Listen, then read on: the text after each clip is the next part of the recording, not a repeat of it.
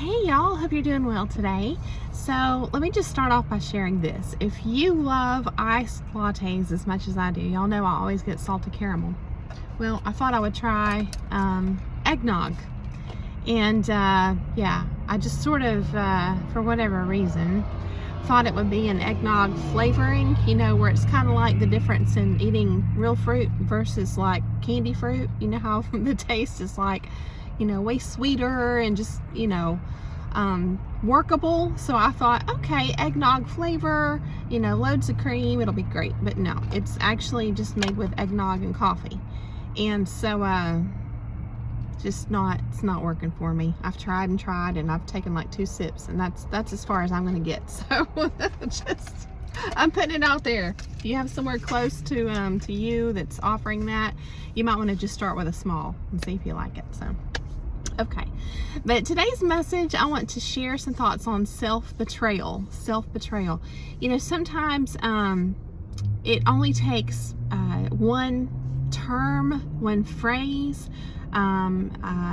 just one insight from anybody that can be or act as another key to unlock another stage of your awareness about things. Just another puzzle piece that's like it just pulls everything together and it just clicks, all because this person happened to explain something just really simply in a particular way that you've never positioned things in that way before. You see what I'm saying? That happened to me. And I'll share some links down in the description related to that. But self-betrayal is something that I feel like doesn't get sufficient attention, and it should. So I just wanted to offer a video on that today to you all, and I hope that it's beneficial. I hope you find it valuable, and I just thank you for being here with me today. So what I have found, let me close my other book I've got here, is that self-betrayal is actually a lot of times the root of our unhappiness. It's so easy to look outside, and it's not that our circumstances aren't to blame or another person or situation isn't to blame. I'm not saying that. Again, I just invite you to try to keep an expanded mindset as we go through the message and not see things in black and white thinking like either or, but that it could possibly be a both and situation, So that's how I view self-betrayal as a root cause of unhappiness. So we've been taught that things like manners and tolerance and compromise and things like that are good virtues to have, right? And I'm not saying they're not, but there's one critical factor that we weren't taught. A lot of us weren't taught anyway, and that is you have to check in with yourself first. Whatever you want to call it, your intuition, your gut, your inner guiding light, that has to be just like I said, checked in with or tapped into, right, first before you take action or make a decision, whatever it is. So why would someone not do this? Why would someone not check in with themselves first? Just some thoughts I have on that. First of all, could be conditioning. Growing up, children, sometimes depending on their family dynamic, they're made to feel like love is contingent on complete obedience, where they're never encouraged to check in with themselves. Maybe the parents never ask, how do you feel about this? They never invite the child to be a part of decision making. There's that right there could be a whole video on its own, because I'm thinking back to when I was teaching. I'm thinking back to times in my own childhood. I'm thinking back to times when I was a teacher and I would interact with these kids in class, and then their parents would come, on a parent night, and I got to see, the shift in the child and how they, behaved with me and in my class versus with their parents, and how their parents talked to them. And it was really, really interesting and eye-opening. So, but unfortunately, some children are, I forget what the old saying is, it's like they don't want to be, the parents don't want to hear anything the children have to say, in other words, right? They just want them to stay quiet, And I think that children that are never heard or acknowledged or really seen for who they are, it's a very sad thing. Their own existence, their own individual, unique self, their essence is not even validated. And that's a critical part of development, So, can this hinder the development of ego? I would say absolutely, right? The little s self, what you might call, absolutely. And I think that this is very much in alignment with what you call an enmeshed environment. And you can't build a sense of self in an enmeshed environment. It's not possible, okay? And it's sad because then the child is conditioned to believe that love has to be earned through people pleasing, and it's not like they don't feel worthy just in their own right because of who they are, and it's just bad. I could go on and on about that. Another possibility, as far as like why would someone not check in with themselves first, right, would be, I would say, impatience, a lack of hope, or a mindset of lack. And let me just expand on this for a minute, okay, because we're shifting gears here pretty big.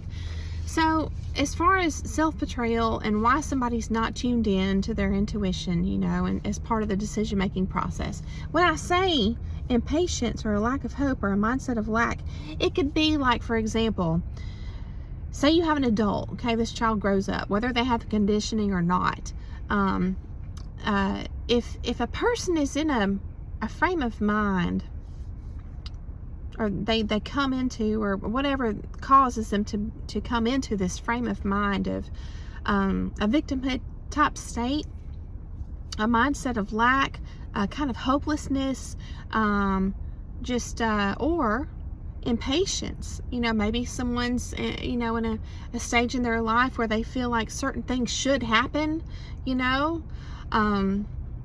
it's happening, for their friends or whatever. See, then we can try to force something to be a certain way or to go a certain way. In other words, we can wind up setting these expectations for our life that are not in alignment with reality. We can try to force something that's not actually good for us. This job may look on the surface great, but our gut's saying, don't do it. And we're in a struggle. We're in this internal battle within ourselves, trying to quiet that voice of our gut and say, it pays this much. I just went to college or whatever through training for this, or it pays good, or whatever it is. Instead of being patient and waiting for the right job that has everything that feels right. Now, let me just expand on this for a moment. I'm not advocating just going without a job at all and just mooching off other people, until you find that dream job. Because I'll share with you all what I've done. I was certainly not too proud to take a very, very low, like actually the lowest paying job I've ever had, even as I graduated from college with my undergraduate degree, because I had to pay my bills, so but I knew it was temporary. I knew it was just, I'm working there, I'm helping the company out, while I'm there, and in the meantime I'm paying my bills until I find that job that is in alignment with what I went to school for. So that kind of thing. So patience, sometimes people can wind up, and whether it's a relationship, instead of being patient, holding out for someone that your gut is telling you this is a good move to make, instead of doing that, people can shove down that voice again, right, and just tell it to shut up, and they're just gonna just make something happen when again, maybe on the surface it looks good, but their gut's saying this is just not, something's wrong. You haven't figured it out yet, but you will one of these days, and by then there may be a lot of stuff that's happened, so that's what I'm talking about. When you're approaching life with that kind of a mindset, just trying to force your way, your timing. You feel hopeless. You feel the fear of missing out. You're impatient, whatever it is. This kind of stuff, it certainly can come back on you one day, and you realize what was actually at work in that dynamic was self-betrayal, right? And the price to pay for being impatient, for having a lack of hope and not having faith, or whatever it is, the price to pay was self-betrayal, and it was a huge price. So to go back to what I was talking about earlier about childhood conditioning, it's incredibly important to allow children their own sense of agency to a degree, okay, to foster their healthy development of their sense of self. Okay, they're going to develop regardless. You just, if you're a caring parent that's, selfless, you're not a narcissistic parent, then you're going to want them to have a healthy development. That's the key piece there. Okay, they need some sense of agency. Even if you are overseeing everything to make sure, you can't just totally turn a blind eye and let them do anything, obviously, right? Because the world's a dangerous place, but you see my point, okay? Unfortunately, some children never are allowed a sense of agency at all, and they grow up just totally in a fog, not even knowing who they are, and therefore having no way to identify that internal voice, right? Even though it's there, okay? Because really, if you're a spiritual person, it's not just totally housed within you, right? It's a numinous thing, so it's always there. The issue is, are we able to access it? And furthermore, are we strong enough to hear what it has to say? Okay? Yeah, so let me go back to, let me share this little experience with you all. So my daughter loves arcades. And I just tell myself, y'all know these things are expensive. So I tell myself, we come out of there and she's got all these little knick-knack toys. Like she left the last one with like this little squishy ball that you could, I don't know. And all these little random things, a slinky, and just random stuff. Well, anyway, they were scanning all the prizes, and then we got down to the last few points she had. She had 10 points left, and she had like 3 choices, and that was it. And so it was like a little package of Smarties candies, right? Was 5 points, or you could get a spider ring for 5 points, or you could get a pirate coin for 10 points. And I'm looking at these 3 options, and I know my daughter, and I'm thinking she's gonna appreciate, either the candy or the pirate's coin a lot more, but she goes for the spider ring. Well, now she's down to 5 points, and now she wants the pirate coin too, and I tell her, well, we can't do that because we only have 5 points left, so you can get candy or another spider ring. She gets another spider ring, which she'll probably never wear, right? But the point is, I try to be conscious in little moments like that to allow her some decision making without interjecting myself and asserting myself when it just really doesn't matter. It's kind of like that philosophy of picking your battles, and it's hard because there's some children grow up with their parents just so overbearing that they're not even allowed that level of freedom. So, but yeah, I have to hold back sometimes. But let me go back to reasons for why we would betray ourselves, why we would not check in with ourselves first, right? So let me say this. Maybe a third reason is conditioning on a larger scale, right? Not just in childhood, but just societal conditioning. I would say it's very subtle. We've normalized a lot, and a lot of this is financially driven. It's profit driven. We're heavily influenced by marketing and advertising, and just all kind of you might say, different agencies that have agendas. And what they do is they tell us what our lives should look like, see. And you can tell that people, and I'm not pointing the finger because I've been guilty of this too. I think we all have to some degree. But you can tell how much people have bought into this influence, this propaganda, just by looking at social media, you know? And it's the same dynamic as what a narcissistic individual places onto their victim. That same kind of conditioning, see? And so it creates this almost addictive kind of, we're unconscious of it, but it's like an addictive type mind where we're rewarded. See, social media, different platforms. I don't know that it's all bad. There's a whole lot that I probably don't even know about out there because I'm not on it really anymore.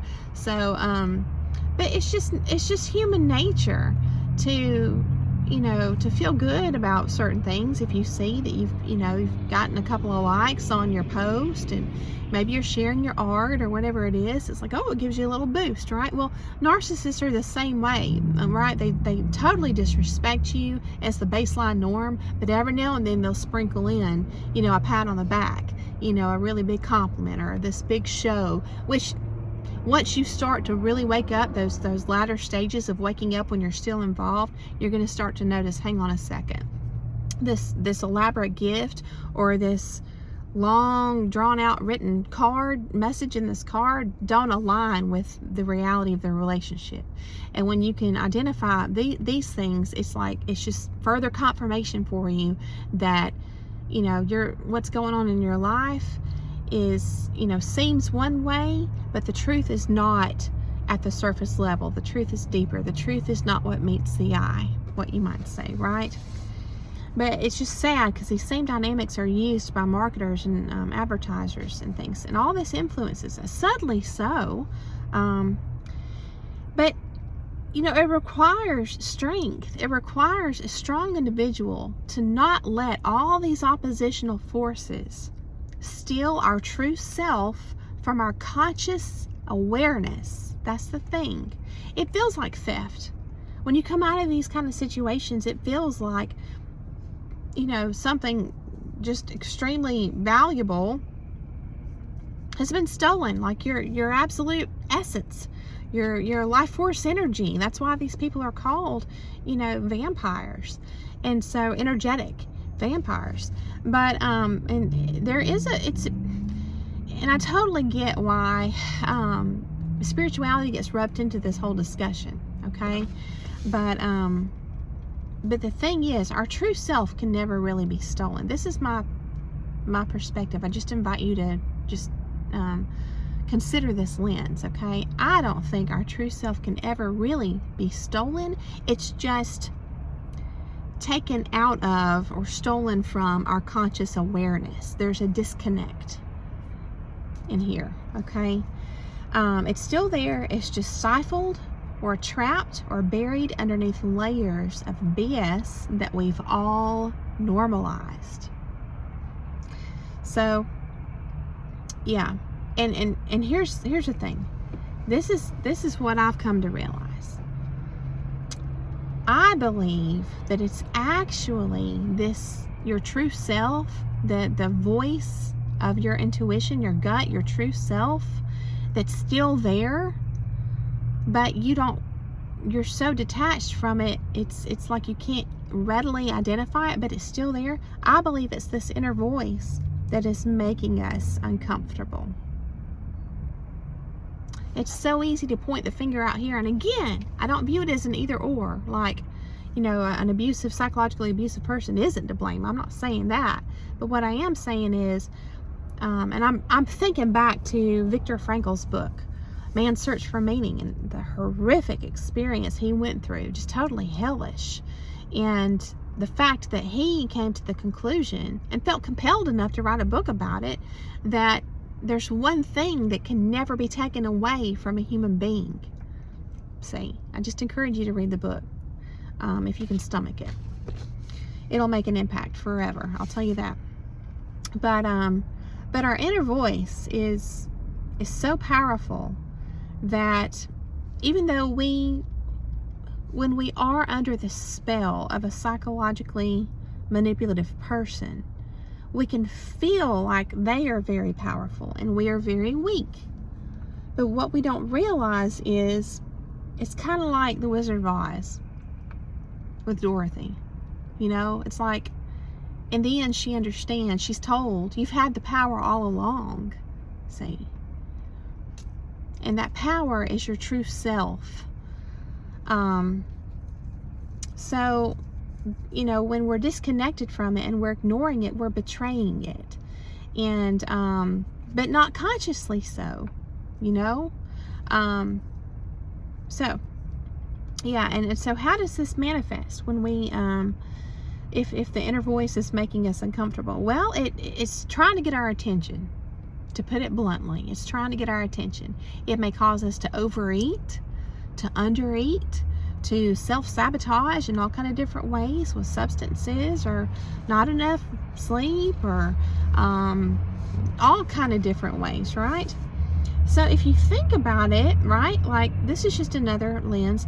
If we are vessels, right, as is described in the Bible, if you think about the Garden of Eden, there were two options as far as who they could listen to, right? One option resulted in consequence. The other option would have resulted in protection, ongoing sustenance, peace, okay? So the more you think about it, it's like this stifled little voice deep inside.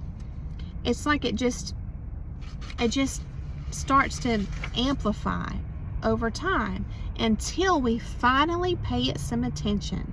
It's just like a kid when they're trying to get your attention. You know, mom, mom, mom, mom, mom, you know? Thinking about Will Ferrell too and what is it, Wedding Crashers? Crazy movie. But anyway,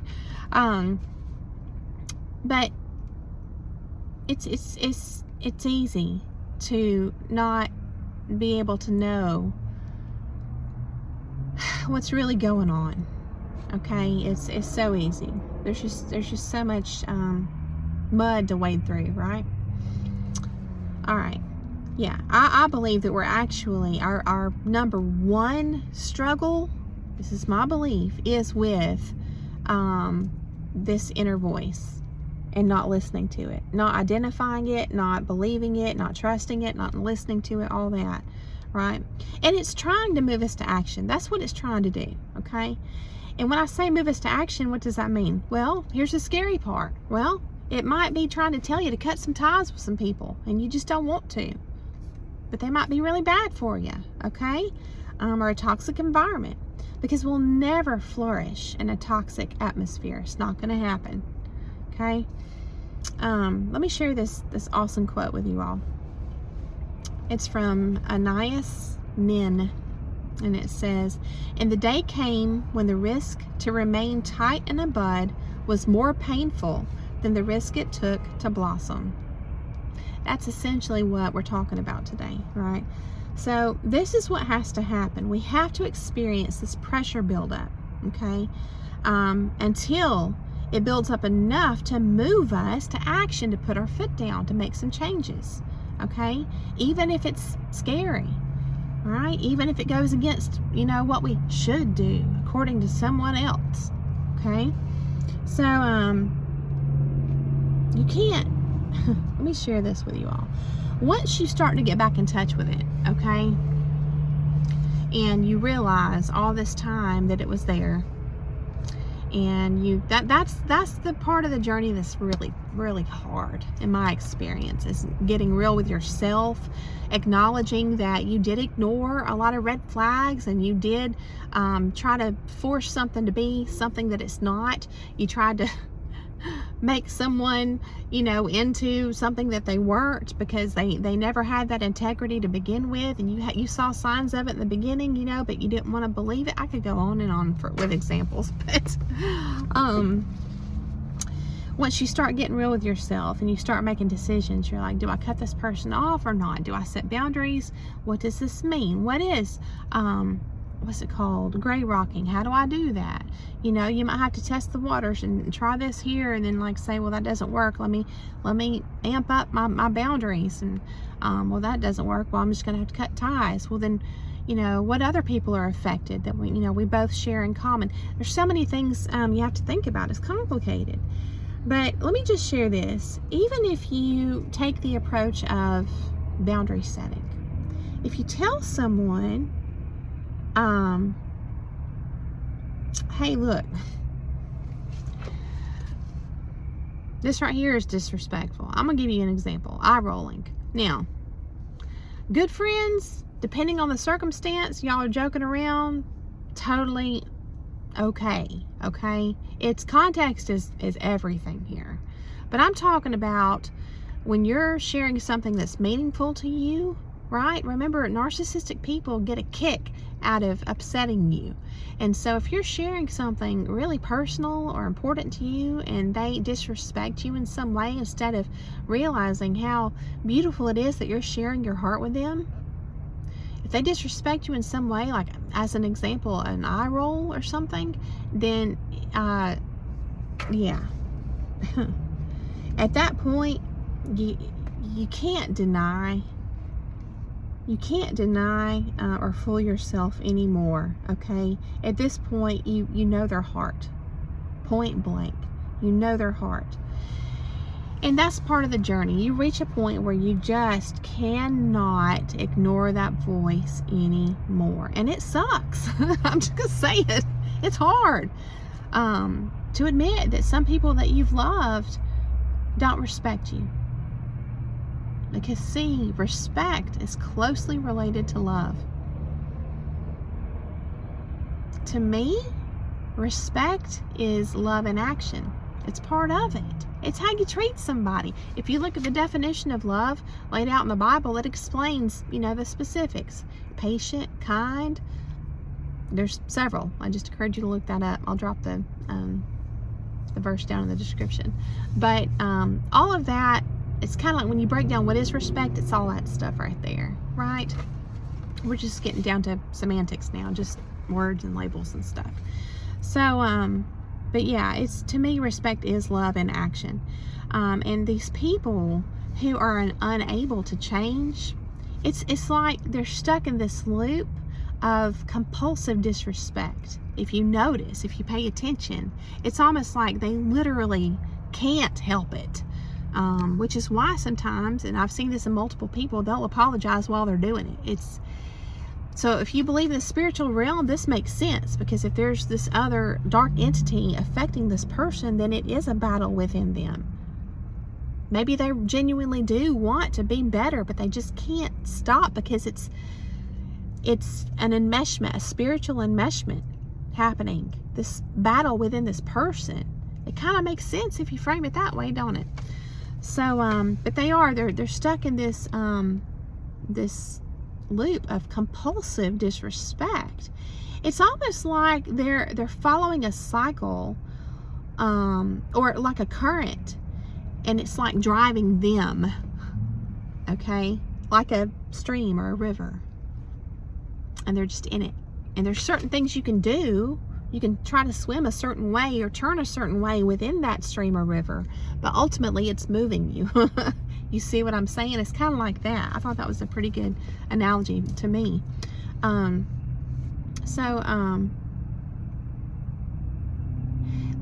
me pause here and just add this too.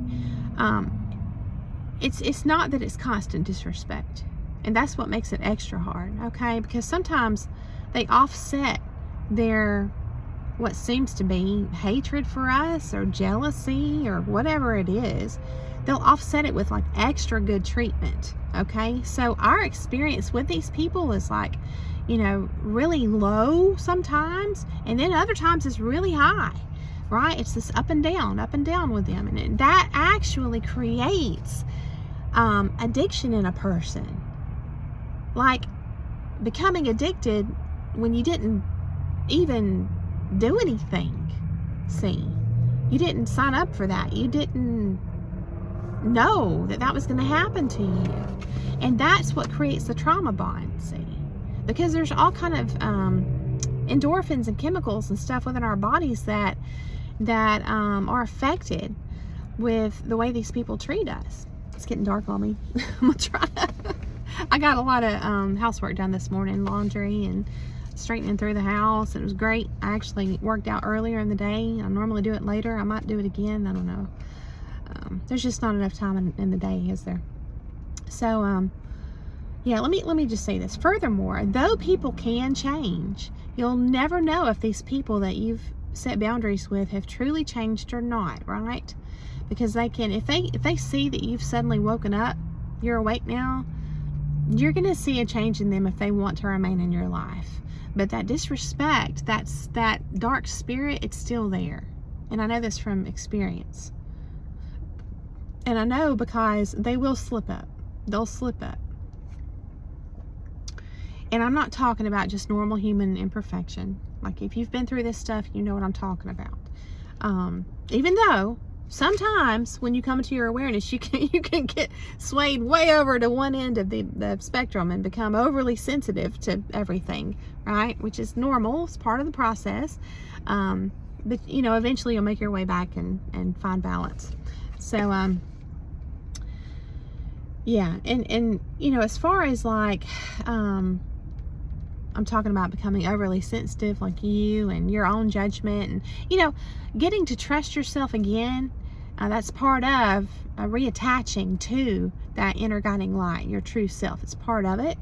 And the obvious sign that the problem isn't you, because these people try to make everything out to look like you're just way off base. You know, you're not, your perception's totally off and stuff like that. So the obvious sign that it is not you, the problem isn't you, is that you aren't having these issues with other people. Or you might say you're not triggered like in the same way with other people, okay? Or tense around other people, or all these things. If you find that you are, that you kind of feel like that, again, in the beginning when you come into your awareness, you may start to see this narcissistic tendency in a lot of people, but just give yourself time to come back to a place of balance. But after some time, if you still are just triggered by everyone, then I just encourage you to visit a therapist. Find a good one too. Be selective and work through it, dig into it, because maybe there's something there that you need to work through, you know. But in closing, let me say this. Don't tie yourself to a puppet master. Don't do it. If you wake up and you realize that this is your current situation, I guarantee you're going to feel so much relief if you cut those ties, okay? And if you start truly acting from yourself, what feels right to you in your gut, all of your decisions, okay? And these are going to be good decisions. I'm not talking about if you hear some other kind of voices that are telling you to do bad things, don't go along with that. Go see a therapist. But all of these directives from your inner guiding light, they're going to be good and fruitful for you, okay? And others too. And so, but they may not be in alignment with what your social circle wants for you, or your parents want for you, or whatever it is. But when you start acting from there again and you truly are reattached, you'll no longer be betraying yourself. And I bet you'll find that all of these coping mechanisms that have possibly been sabotaging your health or your prosperity or your progress in life, they're going to start to fall away. And it is a process. It's not a one and done or flipping a switch. But I just encourage you to just keep at it and stay on the path, and don't give up, okay? So, and the other thing is this: when you come into this awareness and you actually make some changes in your life, this has been my experience. It's so freeing and wonderful that your energy is going to return like crazy, and you're going to go way on this side of the spectrum of like, oh my God, you know, and it's not a bad thing, you know, as long as you're making rational decisions and stuff, but just be careful, because when you're first coming into this awareness and you make 1 or 2 decisions and it changes your life, there may still be more work to be done. So it's going to bring you back this way a little bit, or this way. You're going to have to work through some more things, okay? And it may feel like you're going way, way, way down too, okay, emotionally. But you will come back to a place of balance. I promise you that. Just keep at it. Don't give up. Keep the faith. And I thank you so much for coming along to hear the message and for walking this path with me. I hope that you have a beautiful day.